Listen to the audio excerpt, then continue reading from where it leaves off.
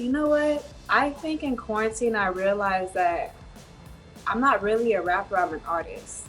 I like to write out my goals and I always like visualize where I see myself going. And it's just like, I feel like the platform that I'm building for myself is just bigger than rapping. Like, especially with me singing more, like it's just gonna turn me into a different type of artist.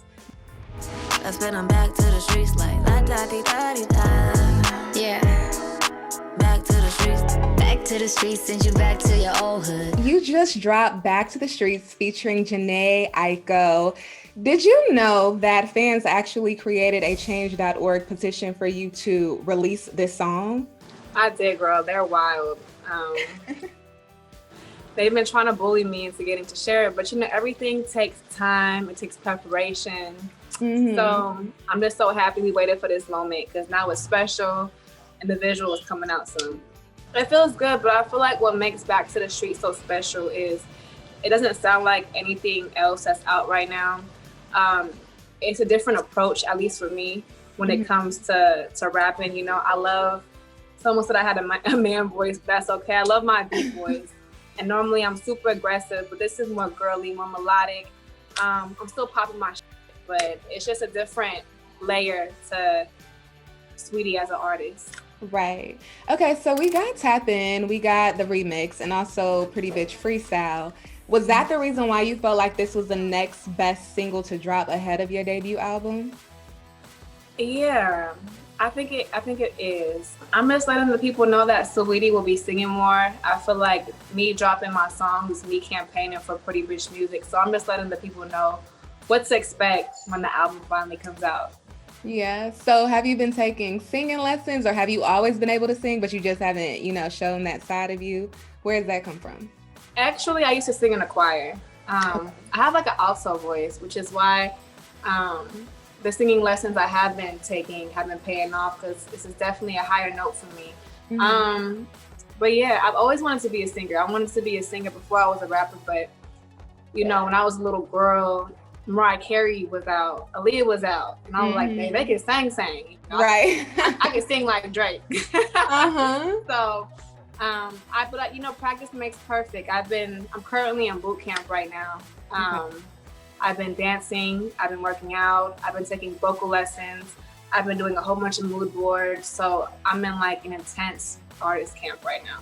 Yeah, I love that. I mean, that gives me the chills because it's like, wow, you're already great at what you do, but you have so much more potential that we're really about to see, which is cool. It's dope. Thank you.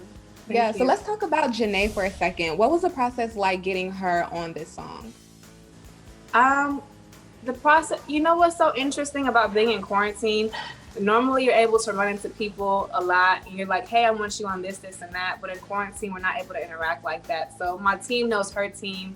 I've always been a fan of her since my college days. She definitely has soundtracks to moments in my life. Yes. With the previous EP she's dropped. So I think it's an exciting moment. We're both from the West Coast. We're both Blasian. So there's a lot of common denominators that makes this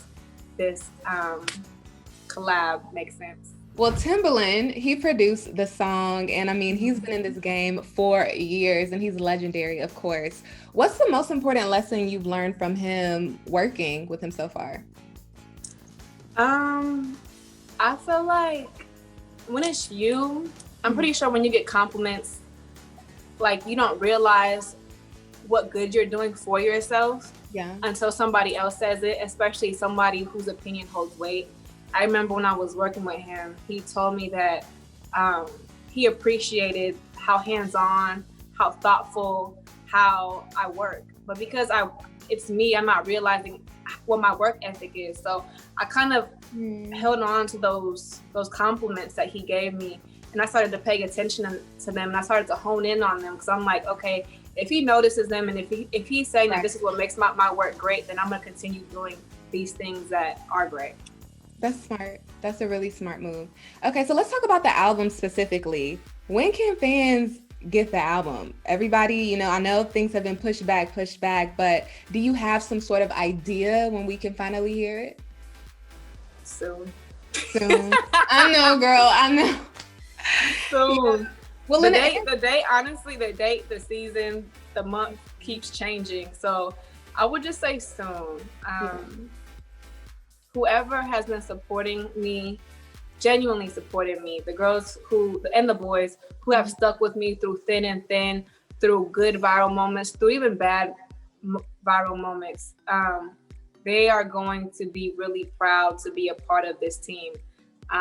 When they see these visuals, these singles, and especially when the album comes out, like, it's a great moment to be an Icy Gang member. So I'm just really excited to just share what I've been working on, because I don't preview a lot of things, and I know that I'm getting, you know, my foot back into the game, because, you know, it took me a year to release something since my type, but I haven't just been, you know, getting my nails done, putting on bomb outfits, being funny, you know, because I've been very proactive on like Triller and TikTok, but I've been strategizing, and sometimes they're like, well, where are you at, girl? We haven't seen you on Instagram or Twitter, but I'm like, I'm working.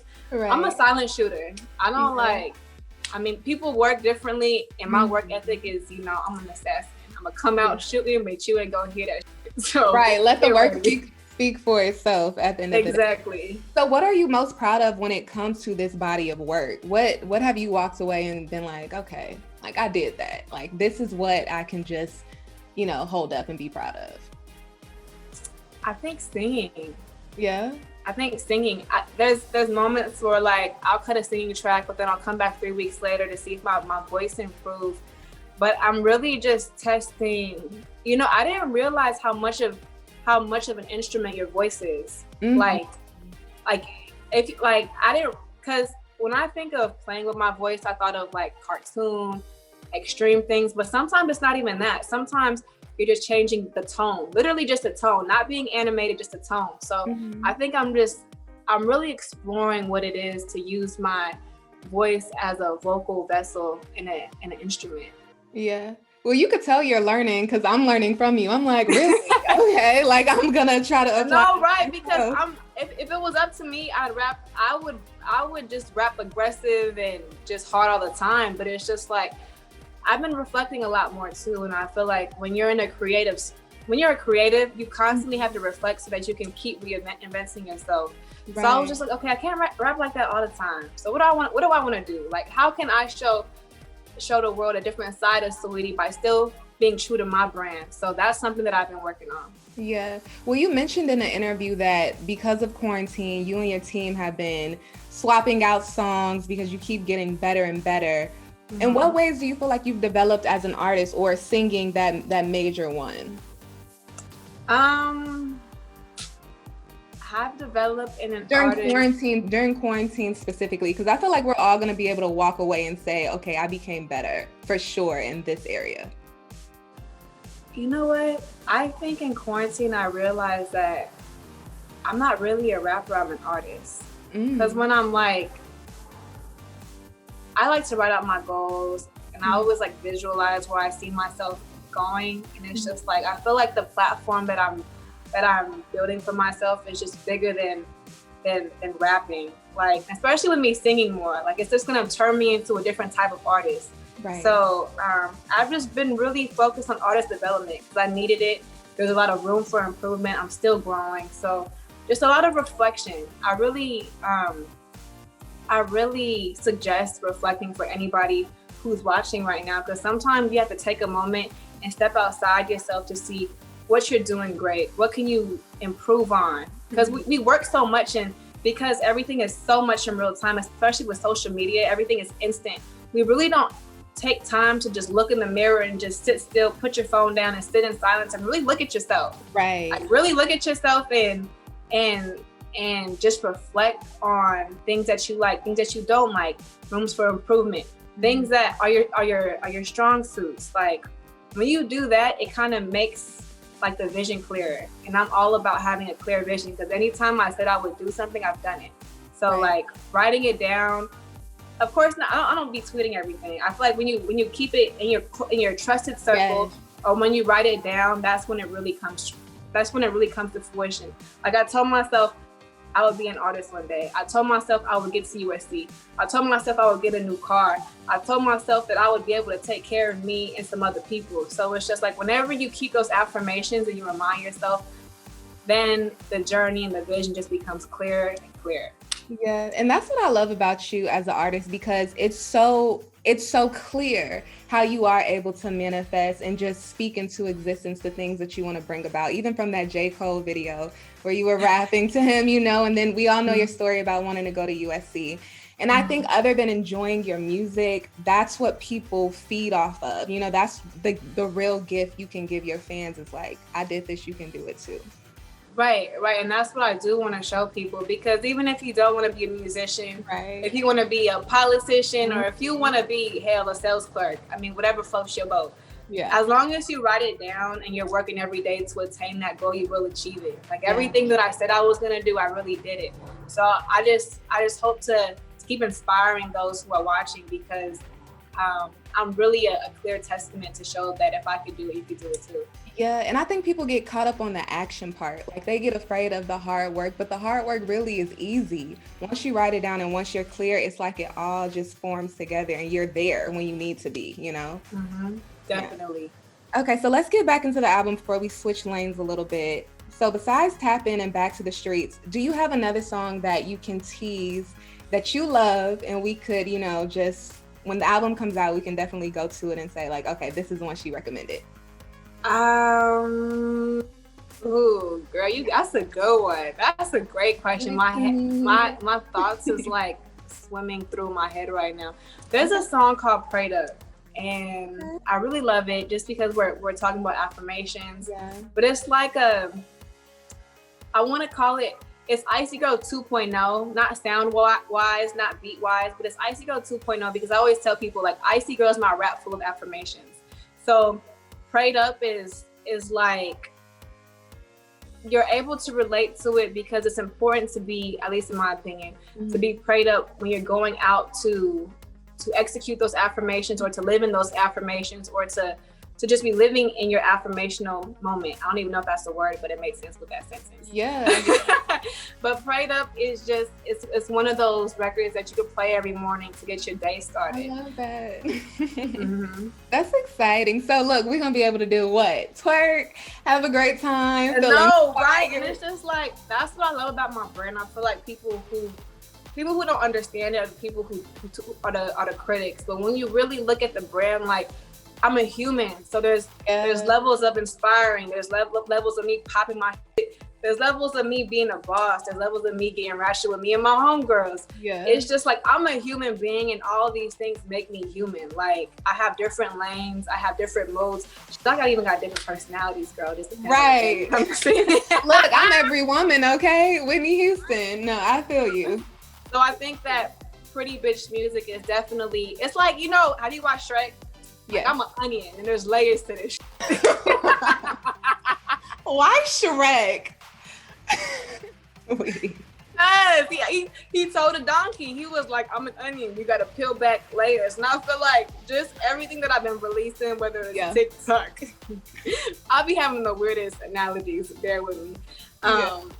TikTok, even with my Icy Life episodes, like people will get to know me literally. Like I'm not just somebody who comes out the gate hella transparent, sharing every bit of my life. Like you definitely have to like get to know me. And I feel like to know me is to love me. And everybody who knows me really do love me. So you're like the homegirl everybody wants to have, right? Oh girl, well I come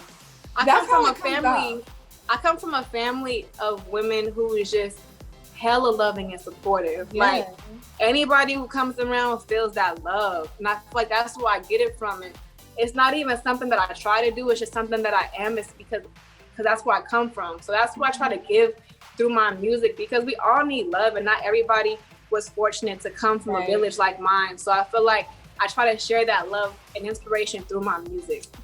I love that. Okay. Well, you know, I have to ask this next question because people want to know.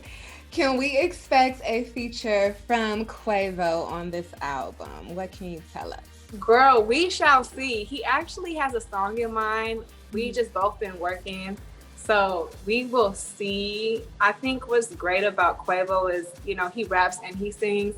We did Tiptoes. One thing that I will share is I was talking to him about it. I really want to do something R&B with him. Like almost like a duet. Like everything is about pushing the limit and getting outside of my comfort zone for pretty bitch music. So I'm like, baby, if we do something, we gotta take it, like, let's take it above tiptoes, you know? Let's really explore our artistic sides. Are you thinking like Avant and Kiki Wyatt? What's that, girl? I mean, of course not singing like Kiki Wyatt, because we all know she got a voice, right. But like, she's about to say I ain't got no voice. No, I didn't say. You said it yourself. Look, Kiki Wyatt is she's on a whole nother level. Okay, but what were you thinking? Something like that? I don't know. We really just have to see what we cook up, because I definitely think it'll be like a 12 or like 14 or maybe even a 16-hour session. I want to start from scratch. I want to bring in the producers. I want to bring in live instruments and really have it be a musical moment.